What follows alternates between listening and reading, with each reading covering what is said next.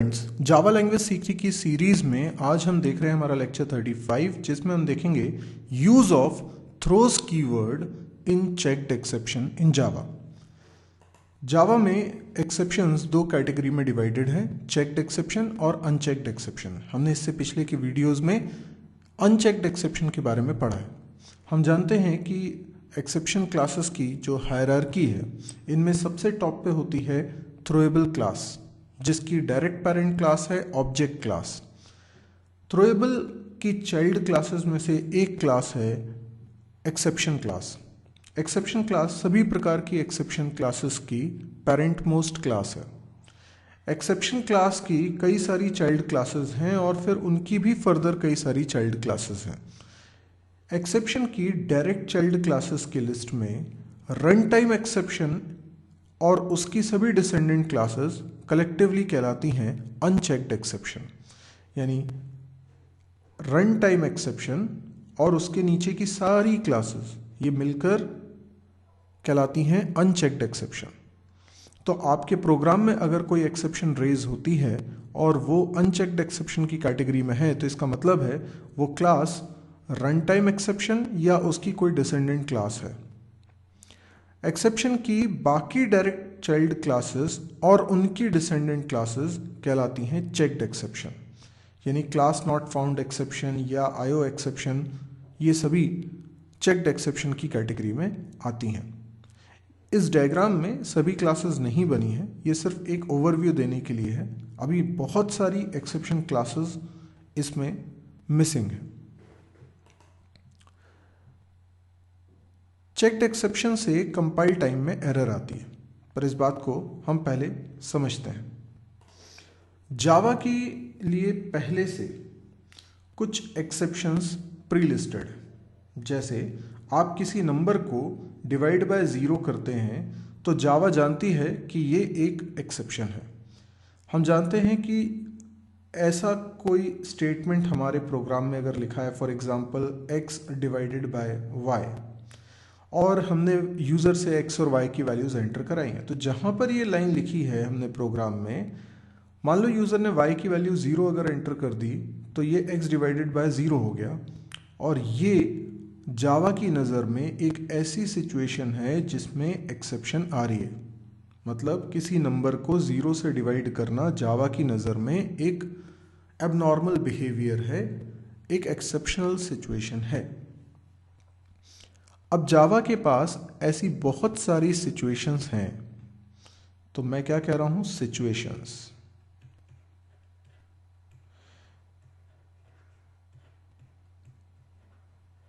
अब कई सारी सिचुएशंस हैं जावा की नज़र में, जिसमें से डिवाइड बाय ज़ीरो एक सिचुएशन है।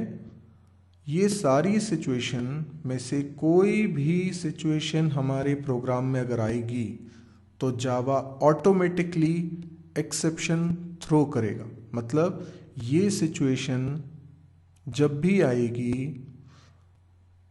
वो कैटेगरी को प्रॉपरली डिफाइन करने वाली कोई एक्सेप्शन क्लास बनी होगी। जैसे डिवाइड बाय ज़ीरो के लिए अर्थमेटिक एक्सेप्शन बनी हुई है। तो जब भी कोई एक्सेप्शनल सिचुएशन हमारे प्रोग्राम में जावा देखता है, उस सिचुएशन में किसी अप्रोप्रिएट एक्सेप्शन क्लास का ऑब्जेक्ट बनाकर उसे थ्रो करना, ये जावा खुद ब खुद कर लेता है। इसी को मैं कह रहा हूं कि ऑटोमेटिकली जावा ने एक्सेप्शन थ्रो करी। तो किस क्लास का ऑब्जेक्ट बनेगा ये भी जावा डिसाइड करे, और एक्सेप्शन क्लास का ऑब्जेक्ट थ्रो करना ये भी जावा करे। अभी तक हमने देखा था कि हम कैसे एक्सेप्शन को हैंडल करें और हम कैसे किसी एक्सेप्शन को थ्रो करें।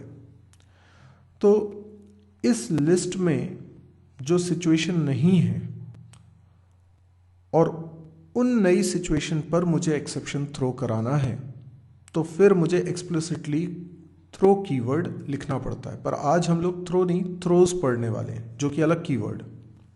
पर हमने पिछले वीडियो में देखा था कि थ्रो कीवर्ड की मदद से हम खुद भी एक्सेप्शन को थ्रो कर सकते हैं। जिसका मतलब ये है कि जावा की नज़र में जो पहले से सिचुएशंस एक्सेप्शंस मानी गई हैं, उनके अलावा कोई सिचुएशन आती है जिस पर मुझे एक्सेप्शन थ्रो करना है, तो मुझे एक्सप्लिसिटली थ्रो कीवर्ड लिखकर ये काम करना पड़ेगा।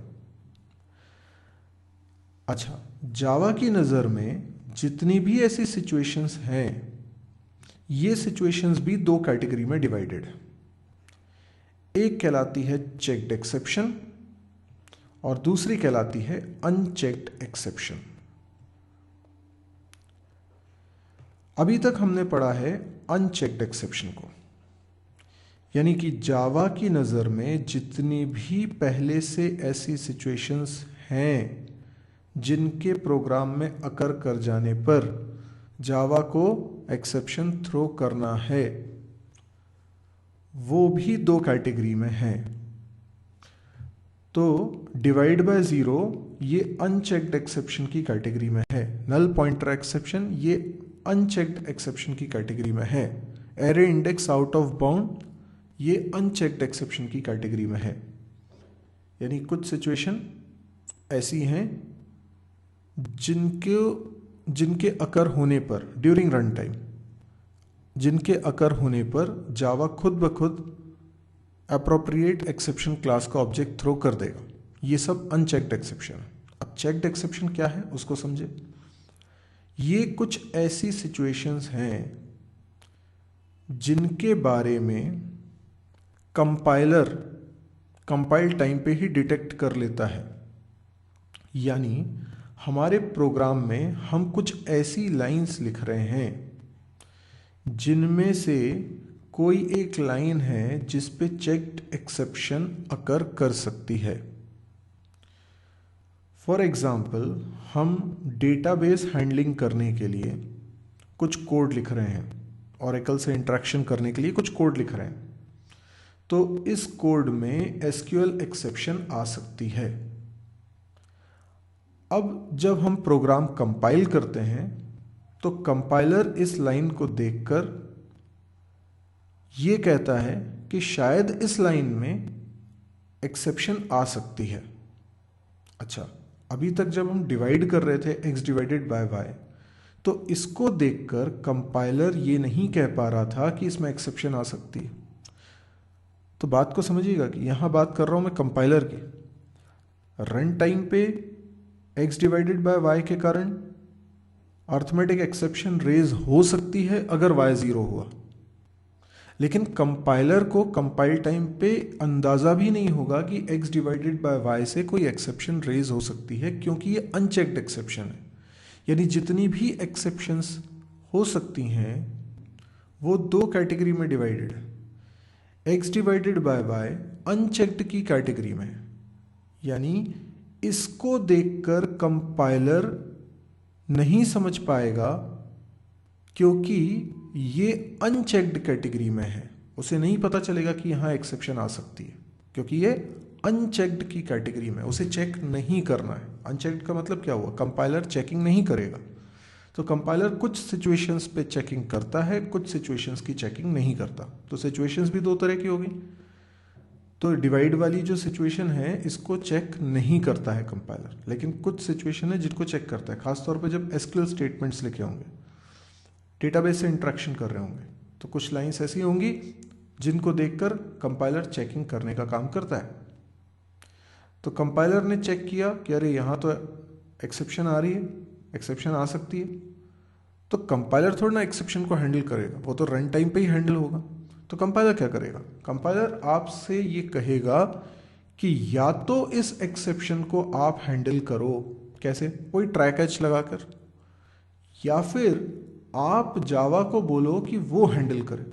मतलब जब हम ट्राई कैच नहीं बनाते हैं तो कौन हैंडल करता है हमारे एक्सेप्शन को, जावा का डिफॉल्ट कैच मैकेनिज्म, लेकिन वो तो करते ही है ना वर्क। लेकिन अगर चेक्ड एक्सेप्शन की कैटेगरी की कोई सिचुएशन बनती है तो जावा का कंपाइलर कंपाइल टाइम पे सिचुएशन को भांप लेता है और हमें ये एरर मैसेज देता है कि इस लाइन में एक्सेप्शन आ सकती है, या तो खुद ट्राई कैच लगा के उसे हैंडल करो या जावा को बोलो कि वो हैंडल करे। जावा को बोलो मतलब यस, जावा को बोलने के लिए ही हम थ्रोस कीवर्ड का इस्तेमाल करेंगे। इसकी ज़रूरत अनचेक्ड एक्सेप्शन में नहीं थी, क्योंकि वहाँ पे कंपाइलर चेकिंग नहीं दे रहा था। तो इसीलिए यहाँ पर आपको कंपाइल टाइम की एरर को ख़त्म करने के लिए दो में से कोई एक काम करना है। या तो आप थ्रोज कीवर्ड लिखेंगे या फिर आप ट्राई कैच लगा के उस एक्सेप्शन को हैंडल करने वाले हैं। तो checked exceptions forces programmers to deal with the exception that may be thrown. IO exception, SQL exception, illegal thread state exception, ये कुछ एग्जाम्पल हैं चेक्ड एक्सेप्शन के। चेक्ड का मतलब है कंपाइल टाइम पे ही एक्सेप्शन आ रही इस बात का पता चल जाना, उसकी चेकिंग हो जाना। थ्रोज कीवर्ड का अगर इस्तेमाल करेंगे तो इस तरीके से कुछ लिखना होगा। पर सिंटैक्स समझने से पहले मैं एक छोटा सा प्रोग्राम बनाता हूँ ताकि हमें समझ में आए चेक्ड एक्सेप्शन किस तरीके की आती है।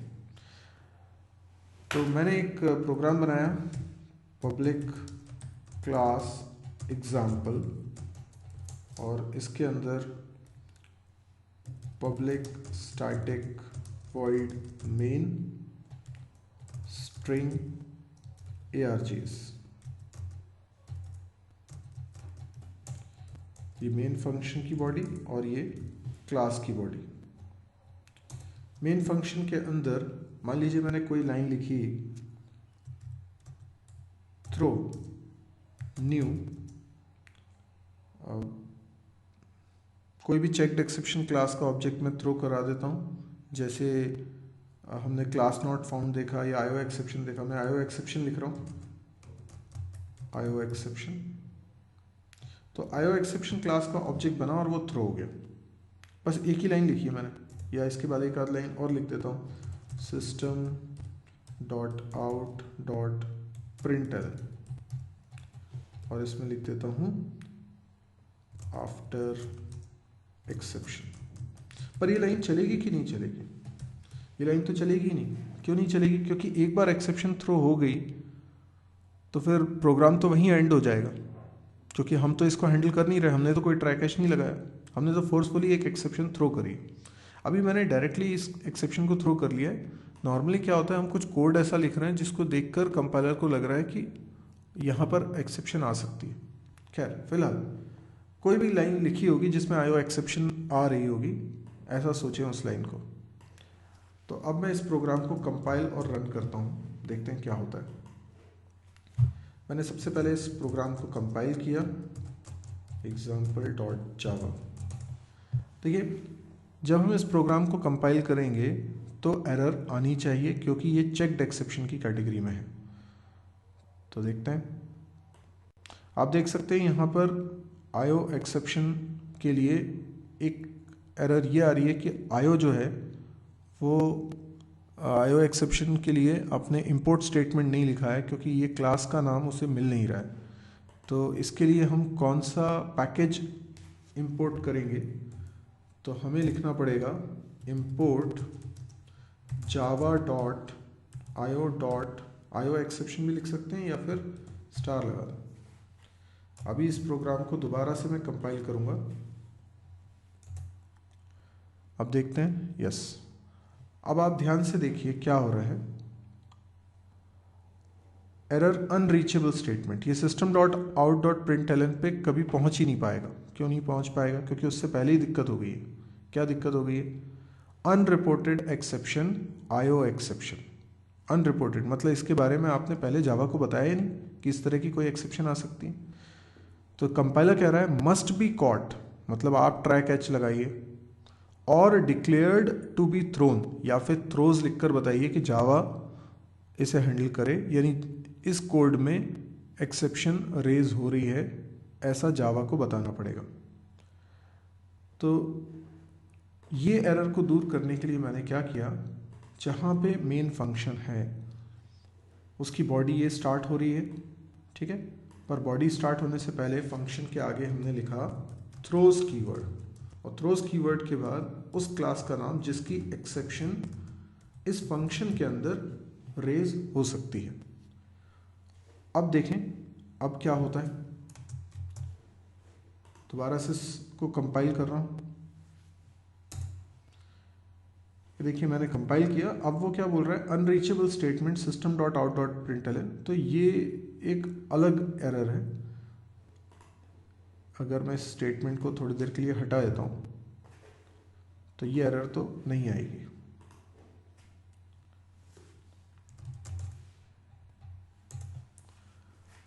अब आप देख सकते हैं कि इस प्रोग्राम में कोई भी एरर नहीं आ रही है, जस्ट बिकॉज कि हमने यहाँ थ्रोज कीवर्ड लिखकर ये मेंशन कर दिया है कि इस फंक्शन के अंदर कोई एक्सेप्शन थ्रो हो रही। अच्छा, अगर मैं ये ना लिखूं और यहाँ पे आयो एक्सेप्शन की जगह लिख देता हूँ अरिथमेटिक एक्सेप्शन। अब मुझे बताइए, ये जो एक्सेप्शन है ये तो अनचेक्ड एक्सेप्शन की कैटेगरी में, तो अगर इसका ऑब्जेक्ट थ्रो हो रहा है तो भी क्या कंपाइलर एरर बोलेगा? नहीं, अभी कंपाइलर एरर नहीं बोलेगा। क्यों नहीं बोलेगा? क्योंकि ये अनचेक्ड है। मतलब कंपाइलर ने कंपाइल टाइम पे इस लाइन में ये चेकिंग करी नहीं कि इसमें एक्सेप्शन रेज हो रही है। लेकिन अगर यही चेक्ड एक्सेप्शन का ऑब्जेक्ट होता है, जैसे कि आईओ एक्सेप्शन, तो ये कंपाइलर समझ जाता है कि यहाँ पर एक एक्सेप्शन रेज हो रही है और इसके बारे में आपको कुछ करना पड़ेगा, या तो आप थ्रोज लिखिए या ट्राई कैच लगाइए। इसलिए यहाँ पे जब मैं लिख रहा हूँ तो वो एरर देता है।